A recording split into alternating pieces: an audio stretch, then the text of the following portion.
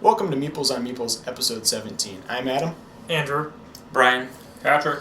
Before we get into our game of the week this week, as always, we'd like to invite you to follow us over on Facebook at facebook.com/MeeplesOnMeeples and Twitter at MeeplesOnMeeple. Also, we'd ask that you subscribe to our channel over on YouTube. You'll see all of our videos, including our recent holiday specials that have gone up, and be able to be updated whenever we put a new review up onto the site. This week's game of the week is Spartacus. Spartacus is based on the television show, the Stars television show, which is a little bit racy. And to throw this off right off the bat, it says on the front, mature content, recommended for ages 17 and up. There are two cards that use a slang term for male anatomy, let's just put it that way.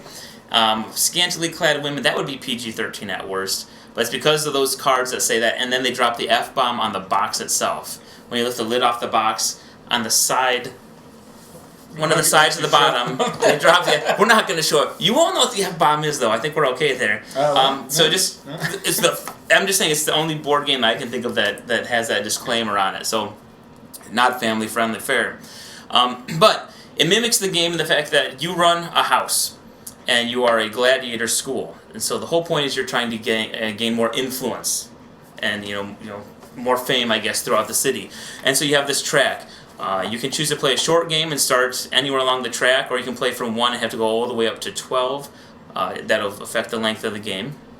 But you have a treasury, where you get gold coins over here. You have a place off to the side where you're going to keep track of your gladiators. So they go off to the side of the card over here. You have a place over on this side for slaves, and that can give you different bonuses. And then you can have guards to block attacks. Basically, the game's played in a few different rounds.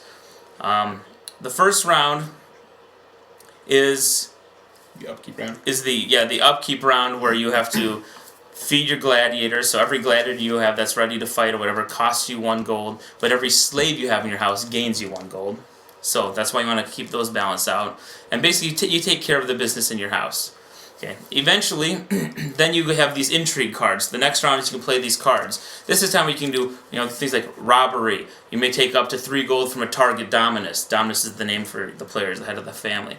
The head of the household. And so you basically try to take gold from each other.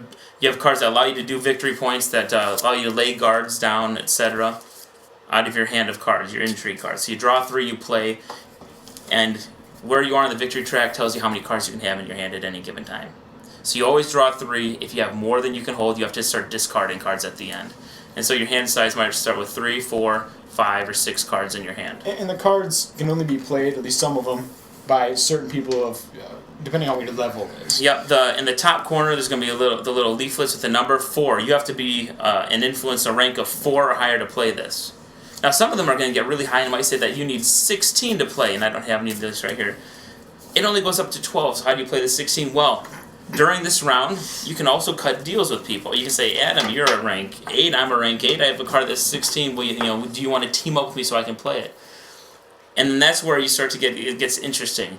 If they don't ask to see it, you don't have to show them the card. You have to tell them what it is, and maybe they'll agree to do it without seeing, sight unseen. Maybe not. You can follow through and do it. Say, hey, I'll give you 5 gold if you team up with me to play a card. I can backstab them. I don't have to do that. So we'll get to that. But there's definitely a lot of interaction during this phase. After that phase, then you have the part where you can trade with each other. And so you can say, I need more gladiators. You can buy gladiators or slaves from each other. And then you go to an open market phase where you flip market 4 cards down at a time. And one at a time you bid on them. So, okay, who wants another slave here? And you decide if you're willing to bid. Everybody holds out their hand and says, I'm willing to bid 2 gold. Maybe you'll hold up 0 gold or whatever. Whoever bids the highest gets that card and pays the money. If it's a tie, those 2 people keep playing till one outbids the other. So once all 4 of those are bid on, then it goes on to who's going to host the games. Now, hosting the games is another way to move up on the victory track, because if you host the games at your house, that's I guess a high honor or whatever. That person bids, you pay money, but you get to move up on the victory track and get more influence, and then you get to invite 2 other players to throw one of their gladiators in. You can invite yourself if you want. That's when these figures come into play, and then there's dice. With the blue equal, how many dice they have for blue dice, that's their speed. The black is their defense, and the red is their attack. So this gladiator would have an attack of 3, because he gets 3 red dice. He has a defense of 2, he gets to roll 2 red dice to defend, and a speed of 2, he gets to move 2 spaces, and then he gets to roll 2 blue dice for the initiative before each round of the battle. Yeah, you have 2 people fighting, but the other people aren't out of it because they actually get to put bets down on the fight. Yep. So once the gladiators are in, and it might be horribly unbalanced. Somebody might be playing Spartacus, who's very strong in this game. Duh, it's named after him. Versus some kind of scrub gladiator here who has much less dice because that's also your health. And so people would say, okay, I'm going to bet that that player 1's going to win, or I'll bet that player 2's going to win. So there's some gambling that takes place here. Or I'm going to bet that ends in an injury, meaning they lose 2 different colors of dice, because again, that's their health. Or I'm going to bet decapitation, they lose all of their dice in this battle. And you get more for injury and decapitation because it's a lot less likely to happen. And this is probably one of the longer explanations we've ever given, but that just kind of gives you an idea of the phase. You got your upkeep, you got your playing your intrigue cards, the open trade with each other, the bidding on the market, bid to who's going to host the games, and then you've got the battle, and then you repeat it again. And it sounds really complicated, but it really isn't that bad once you get into it's it. basically, it's Euro, with the score tracker and the bidding and everything, until you get to, I guess, the combat mode and some of the backstabbing. There's a little bit of mirror trash, especially with literally the trashy television show theme tacked on there. Which does it no good if really having that on there. Yeah, it gives the Roman gladiator combat feel. So there you go. That's how you play it. Let's start talking about components. Somebody else jump in here. Components, I think, are pretty good overall. There's not a lot to them. The cards are kind of, pretty standard. They're not the really nice textured ones or anything. They're pretty standard, maybe playing cards, cheap playing cards. If they didn't fill the box much already, I would sleeve them, but they're just big decks. I don't have them all pulled even, not even close. So the rest of the stuff, you get your own cardboard placard for every player. It's a sturdy piece of cardboard. Yeah, it's not paper. They didn't cheap out there. They did use actual photos from the show from the gladiators to the slaves to the main characters. Your household. So they definitely paid all of the actors some kind of royalties or whatever to keep up with the theme. So some really good, I guess I don't know if you call it artwork, photography, or whatever on all of the pieces. The miniatures are fairly well done for being a kind of a secondary part of it. Really, they're one round of many. Really, is the only time they come into play. You don't play with the minis very often. Each house gets to choose their mini. It's not one mini to each house. You get kind of just to draft which character you want to represent your house. And that's maybe one thing. It would be cool. It probably would be completely impractical for how many gladiators there are. But if there was a miniature for each gladiator, that would be tons and tons. So you could have Spartacus. Just triple the price of the game. Yeah, I know. for what it is, they could, but they could have cheaped out and had the same mold in different colors. They're all different molds. Really, in reality, there's only 4 of them. Yeah, in reality, plastic for this game to have done it is kind of nice because what a lot of cheaper games have done is just the cardboard stand. Yeah, for how little they're used, there's no real reason. There's no reason that they have to be, other than it gives you some nice eye candy for it, and they're really nicely done. And I love my minis, so this is awesome. Yeah, it's nicely done for a minor bit part in the game. I'm just saying, if we're dreaming big here, I want I don't know. Although you do have to move them around quite a bit if you're Brian, because you have to chase him the whole game. Yeah. Somebody likes to run like. Here's the thing: you have an advantage. You get the first attack, so there's a little bit of circling each other sometimes. The strategy is when Brian is in the arena, the 2 people go out and order a pizza, and Brian runs laps around the inside waiting for their prey. I keep my gladiators fit. So it's good cardio. But I do like the fact that they could have chinched out. They didn't have strong, but they're wiry. It doesn't. It did. The only question I have is, how much did this increase the cost? Because this could have been done with cardboard. Probably made the game a little bit cheaper. I like the fact just that 4 guys, it didn't. I'm glad that they didn't. But it's still actually a very reasonably priced game. You can find it online for it's under $40 easy. That's why I paid under $40. I would have guessed more actually for all of the dice, all of the components. It's nice. It is one fold-out piece too, so they don't slat it. The board itself is not necessarily in play a lot. It doesn't sit as flat as it could, but at the same time, it is one piece, so it doesn't also spread out and make a mess. One minor gripe, and it's not as bad as it is in some other games, but the rounded corner dice do tend to land on the corners every once in a while and just spin for a little bit. But I understand that's the idea of having a really well-balanced die, that it's going to be able to do that every once in a while. If you can make it maybe sharper corners, that would solve that issue. The one thing that I have to say, and this is from, I know this wasn't meant for families, but really? No. But my point is, there wasn't really any This big huge blood stain in the middle, was that your first clue? And the F-bomb? Was that? The blood stains and things like that they have on other miniature games, but there really wasn't anything that made some of these additions necessary other than to make it mature Well, to meet the theme of the TV It's show. the theme, yeah. I think that's what they were That's going what they for. have to do. Yeah. I mean, if you're gonna throw Spartacus on there, I think everybody's gonna expect that. Yeah, but you wouldn't have to have done that. I think it was just a way to chintz out of trying to get Then an immature audience. they might as well not have bought the Spartacus name. Then they could have just made. Well, they could have used the artwork and things like that, but they didn't have to go all out. I definitely agree that the term on the cards is thrown around in the movie a lot, but they did have to show that with the game. The swearing on the box completely Yeah, seriously. You don't even notice it until you slip off and you have to be looking at the right side. And it's like It's really. the first time why he is was gonna that play there? with his 9-year-old. And shake it off. There you go. No, but see, my point is, this didn't need that. It's a good game without having to. I'm gonna have disagree. I think if they're gonna go with the Spartacus theme, I think people were gonna expect it. I think we did coming into it that it was gonna have to be that way. The F-bomb maybe not, but the rest of it. No, yeah. I'm going to agree with Pat though. This is such an interesting and fun game. I wish I could play it with my 11-year-old boy. He would love it. They can make a non-Spartacus game, same idea. I think that'd be great. But I think you could. because of the name, I think though, this would have sold well. itself. You wouldn't have to. They say Spartacus. I mean, I don't think anyone would have missed the swearing on a card.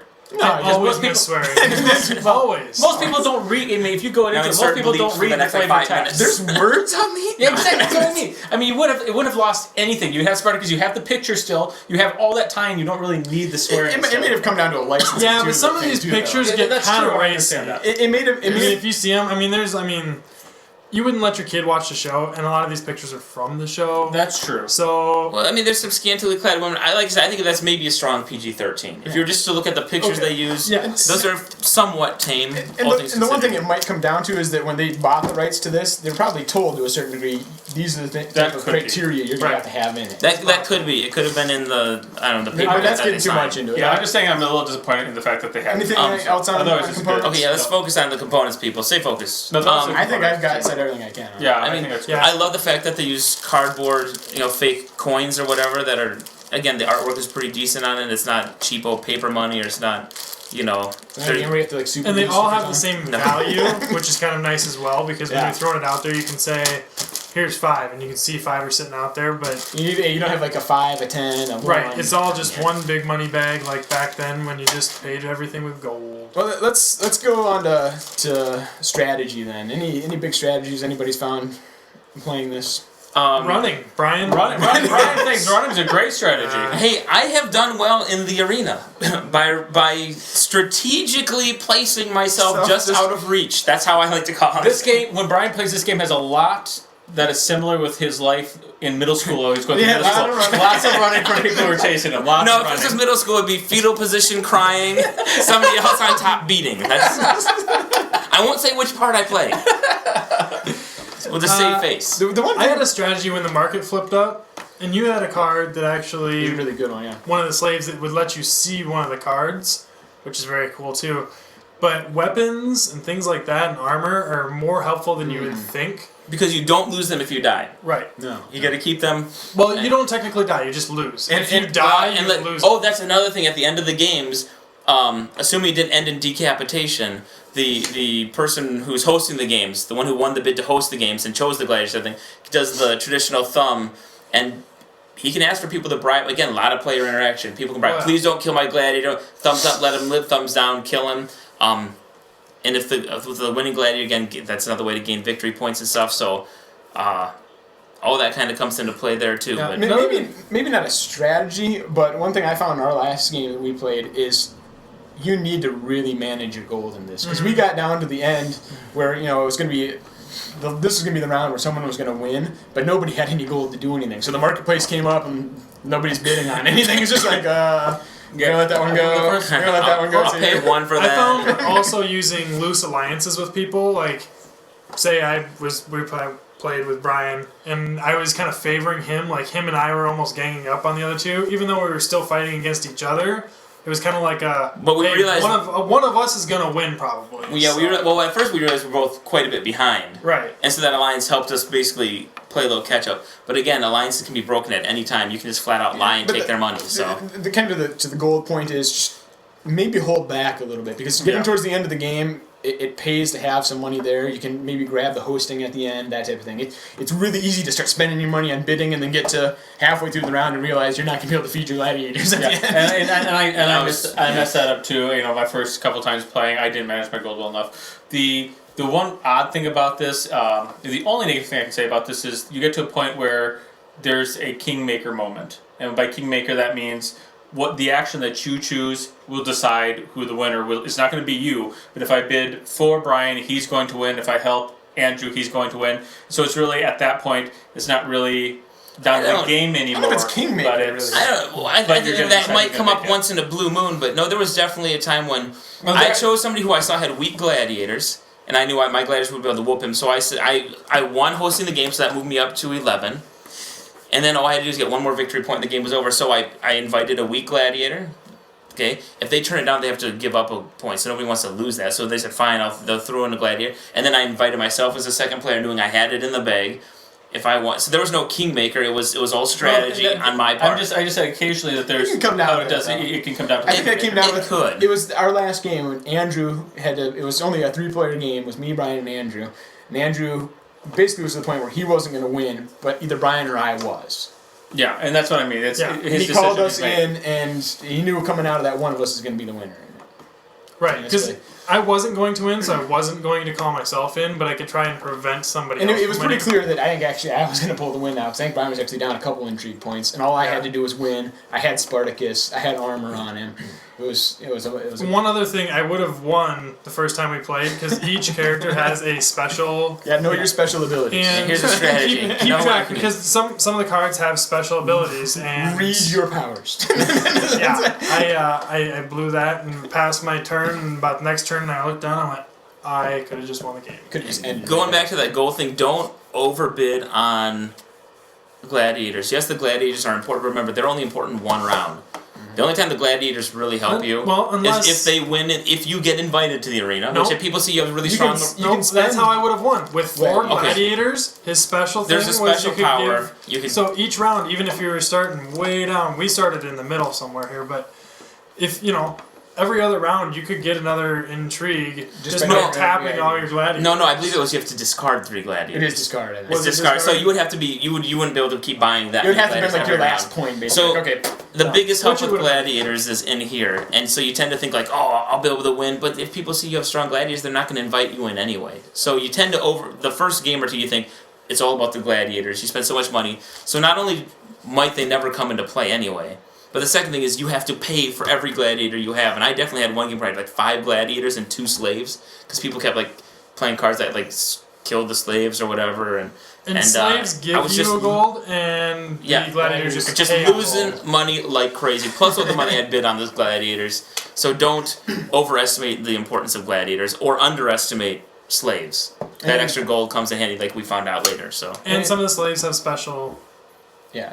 Okay. Anything else on strategy, guys? no, can we throw a little let's talk theme here for a sec? Okay, that's fine. Okay, since we kind of covered the theme that maybe that's expected, the violence and the swearing. I really appreciate, and I guess maybe this is the likes and dislikes section. Yeah, exactly. I love the fact that the theme fits into every different round. Okay, it makes sense. Okay, in the show, and back then I imagine, they wanted power and wealth. What are you trying to get in this game? You're trying to get power and wealth. How do you do that? By showing that you have the strongest household. With Run lots around of, the arena. so that you can run the fastest quarter mile, baby. This wasn't a chariot race. Did you forget that? So- we weren't doing chariot or... I mean, you've got the open market, buying and trading with each other. It may not happen. You've got the auction and the bidding in the middle. You've got I want to host the games, the battles. Every single thing makes got sense the on why it helps you score more points. And as far as theme goes, you got the alliances, the backstabbing. As far as what's gonna benefit me, not what's gonna be good for this relationship. It's like you said, they want power and money. What's gonna make it good for me? You always know that relationship is going to end poorly at some point. Is it going to be he who pulls the trigger first or me? It's just a matter of when. There's many things that I like about it too, like, it goes 1 through 12. Well, you start out and you grow every 3, you get extra card every time you turn around and you get to... Which goes to that, I'm a more powerful... Right. So, I mean, it literally gives you that actual feeling of growing stronger. I mean, it just You're really building a does. bigger, stronger house. Right. Yeah. Or, in the same effect, you get knocked down and it has that same effect to where you lose cards or you lose this, and you really feel that effect when you're playing. He has 7 cards over there, and I have 3. And you just get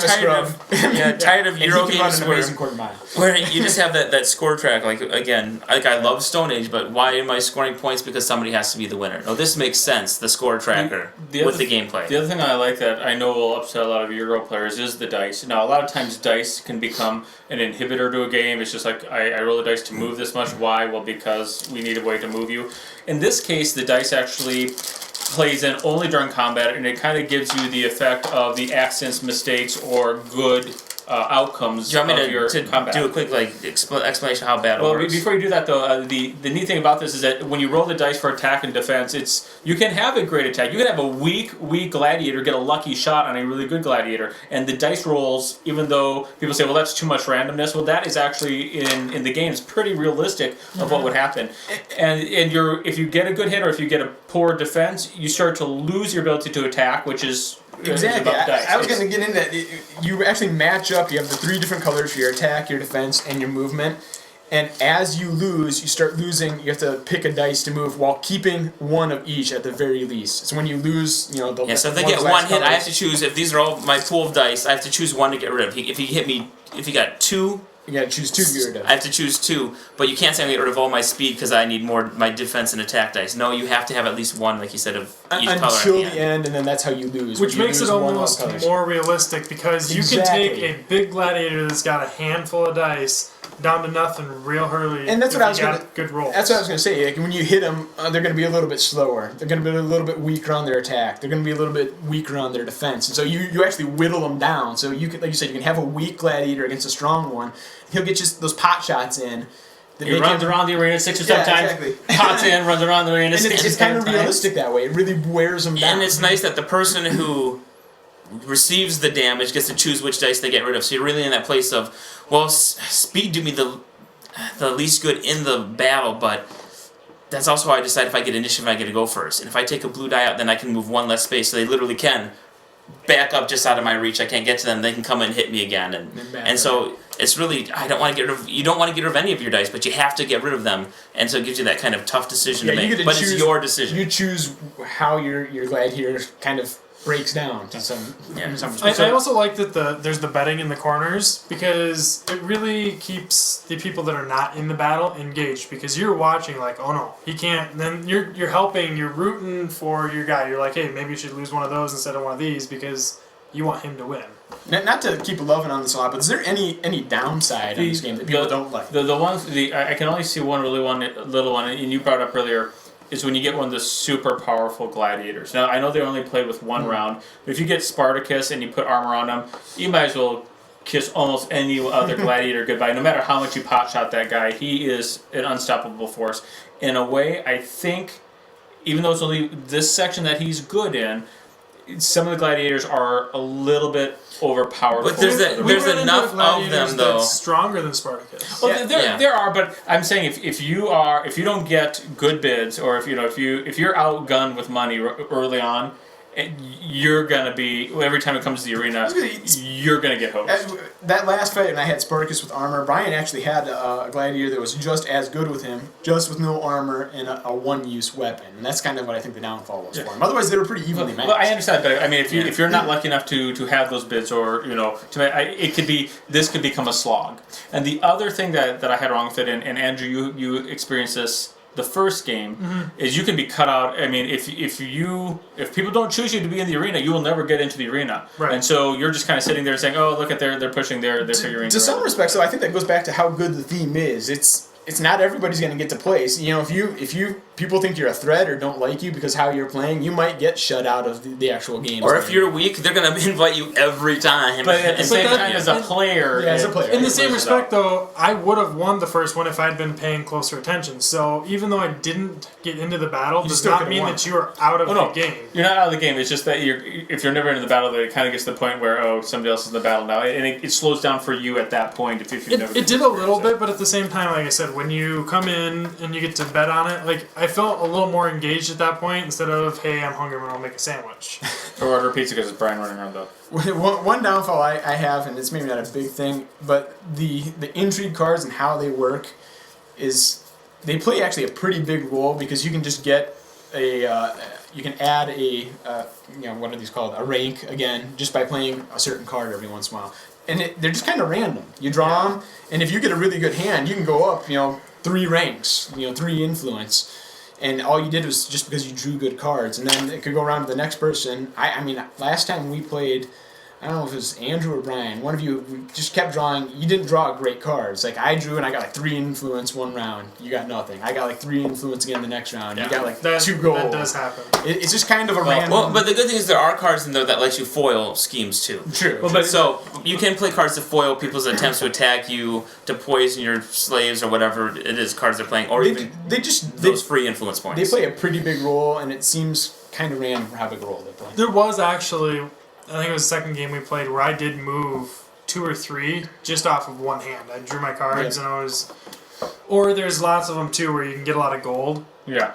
Actually, this top Game one. 5 gold, there you go. Game 5 gold. There's absolutely... All you have to do is be a 7 here, and you go, give me 5 gold. And, I've gotten that too, where you get a hand where it's full of these. Yeah, I and you can get racked 15 up, right away. I racked up gold really fast because I just had... So, and I agree with you that that's kind of a weakness of what they do and how random... Why are you getting 5 gold? It's I mean, just they random. kind of have a point that was called black market profits. That card, for instance, you had to be a 7 to get it. So you had to build up maybe your reputation around the community to make 5 gold off the black market. Right. So there is kind of a story to it. It's just they are random. And remember that we did start at 7. 7, and then we played another game. We played it at 6. But this is a 7. So if you're starting at 1 and you pull this, No I good think deal. it might have a different feel and play for us too if we started at 1. We just didn't have the time to do it, unfortunately. Yeah, we've It's a done big shorter game. and medium length games. I believe they said you can easily play a 3-hour game if you start it down low. But that, but that you would can help. choose the length. Because even getting to a 4, you're working up towards it and you're getting ready. I think you would hold on to cards a little longer and be more anticipating using them versus just You blow through them kind of like boom, we boom, did. boom, boom, boom. I think we kind of said what we can about it. You want to get into our reviews? Sure. Yeah, I'm ready. Right. You want to do our scale, or do we... We go 1 to 10. 1, absolutely horrible game. 5, it's okay. Don't care if I ever play it again or not, though. Whatever. 10 is absolutely amazing. Alright, I'm going to go with an 8. I did really, really enjoy this game. And I did play with 2 different characters because there's 4 separate characters, and they do have different attributes to where you get this many gladiators when you start, this many slaves, this many guards, and this much gold. Each person's different. Also, their special abilities are different. I could see myself playing this 4 times, and after that,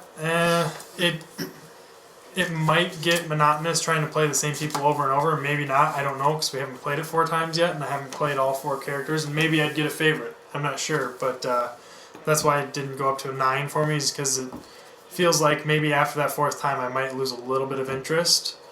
But I was ready to not like this game purely because of the licensing. I was thinking from a video game point, and You see a licensed game. yeah, and you just Immediately, it's no immediately good. don't like it. You don't care who reviews it and says it's amazing because you know they're lying and they're paid. And the box is a little cheesy. Too. Yeah, it is. It didn't look like it was going to be great, and then we got all the way through the rules and did the first round, and I just fell for it. It was a good one, so I'm going to give it an 8. I was in the same boat originally when I heard, a licensed game based on a really kind of smutty television show. Expectations were low, and then after some of the game conventions, people came out saying, no, this game is really cool. I started to buy into the hype a little bit, and I pre-ordered it, and I was pretty excited to get it to the table after I read the rules. I'm like, this is awesome. A little bit of Euro, a little bit of Ameritrash, as the term goes. And I decided, I got pretty excited when it came in. I started to see that, okay, there's some dice, there's some bidding, you can bet on the outcome of the fights. And I think it lived up to my expectations, to be honest. I'd say I'd give it about 8.5. Now, the reason I'm not giving it the 10, where's that 1.5 points going? Again, I think the unnecessary language to make it to 17 and up kind of disappoints me that I can't play it with my kid or you don't want to play it around mixed company that might be easily offended. Not wanting to break out with grandma in the room. So yeah, That was fine. so lose a little there, and it's only 4-player, and we usually have 5. Although recently we've not all been able to get together. It's been forever since we've had 5, and our group is always 5. So being a 4-player game also kind of, I'd like to be able to play up to 5. Now there is an expansion coming out sometime in the next few months that can make it 5 or 6 players, I believe. It's got more gladiators, 2 more houses, I believe a couple more figurines and everything. So that might be what does it for me to bump it up to a 9. But I'm really high up there. I mean, like I said, it has everything I like, from great components to rounds where everybody's always interacting with each other. We love Cosmic Encounter and games like that where you're forming alliances and backstabbing each other and getting upset when somebody, screws you over when you thought you had a sure thing. And it has it all. And I would definitely give it a solid 8.5. Might bump it up when the expansion comes out. I'm going to go a little bit higher. I'm actually going to go for the 9. And it's going to be for a couple of reasons. One, it's kind of the Cosmic Encounter reference. Our group, I think, enjoys and really plays well with these games that require a lot of interaction. Stabbing each other in the back, forming alliances, breaking alliances, kind of going back and forth. That thing that keeps you involved even when it's not your turn. Even when somebody else is playing their hand, you still want to be involved because you might want to foil their scheme, or you might want to jump in and form an alliance with the other side to stop them from doing something or to help them do something. And then the fact that the game encourages you to break those alliances or say you're going to do something and then not do it, I think that's great. The other reason for me is we played this game and I found that even though the rules, like at the beginning of this video as they were described, seem really complicated, there's a lot to it, work extremely well. After one time around, you'll pick it up really fast, and then we haven't found anything, at least yet, where there's a real problem with the rules. There's nothing really broken. There's not like going back to the book and digging through it like there is with a lot of games and trying to figure out if there's something wrong with it. It works. And it might be that it's a simple premise. I don't know. But I think that goes back to the theme and the gameplay just go hand in hand. Exactly. It makes sense. This round my house has to do what? Oh, and this round I have to do what with my slaves, my gladiators, and I have to make sure I build up my house, and it just because it matches the theme and gameplay go hand in hand like that. It does. You pick it up like that. It works. We haven't found, like I said, any problems with the rules, but I just like games that keep you involved, keep everybody playing. Nobody's going to lose and get knocked out. Everybody's always going to want to be paying attention. And there's a lot of laughing, a lot of, just having a lot of fun in this game. Lots of running. Lots of running. Cardio. It's all about the cardio. And again, not to kind of harp on it, but the theme I think is great on this. Like you said, it probably might be a little excessive, but to be perfectly honest, coming into it, I expected it. So at Spartacus, it's probably going to be over the top, cheesy, gory, more than is really necessary, but that's what Spartacus is. But I'd give it a 9. I loved it. It was my surprise game of the year. I think, as I said back in our holiday episodes, it's really good. Wow, I'm going to be the downer. And thank you for joining us this week. To me, here's a surprise. I say it's a 7.5. I'm going to be a little bit lower than everyone else. Which is it's a great, very respectable. It's still a very, very good score. I just have a couple of things that I just think are a little bit. It has scantily clad men. How could you not love it? Actually, it has nothing. The language thing that I thought was unnecessary. I'm not going to knock it off for it because that doesn't affect the gameplay. I just think it was a little bit unnecessary. It's not why I'm scoring it low. I think Adam brought up the smoldering eyes. Come on. That makes me feel a little. The square jaw. Part of the thing that Adam brought up, the intrigue cards and how they play into it, it's a little bit added in. It's kind of like, we need to find a way to play this out. So let's throw these intrigue cards in, but I don't think they work as well as they what they were intending it to do. I think it can really throw off a game, can really bum out your game if you keep pulling hand after hand after hand out of loser cards. I think that can really affect how you're able to play if you have bad intrigue cards, because that's actually a major point of the game. This is a minor. But don't you think that also goes hand in hand, making you want to team up with other people? But I think it can really, and again, this is like I said, when we were both trailing, we ended up coming up from behind by realizing we're getting screwed over here. That's true, but to the fact that I have to hope somebody will do that, I can't play off my own cards. Like if you have like a handful of 12s, and you can't play them, or it's. I think. I don't think the intrigue cards really are more important than the battle. I think all the different parts are pretty much equally. So if you do bad in one, you can still do good in the other. You can move up in every level at some, with the exception of when you're buying. But the problem with the intrigue cards, you're going to get in most cases the most ability to gain gold or prestige. You will be able to if you're invited, you'll get to play here. If you can host, you can play here. But if you don't have the gold and everything to begin with, you're kind of locked out of a lot of that. So I think the intrigue, it doesn't break it, but I think it could really frustrate the heck out of somebody if you get a lot of bad pulls. The other thing that I a little bit iffy about, again, it's a great game, but again, if you're never picked to go into the gladiator arena, which you can do to yourself by just picking too many gladiator cards and things like that, that can become very, very slow for you.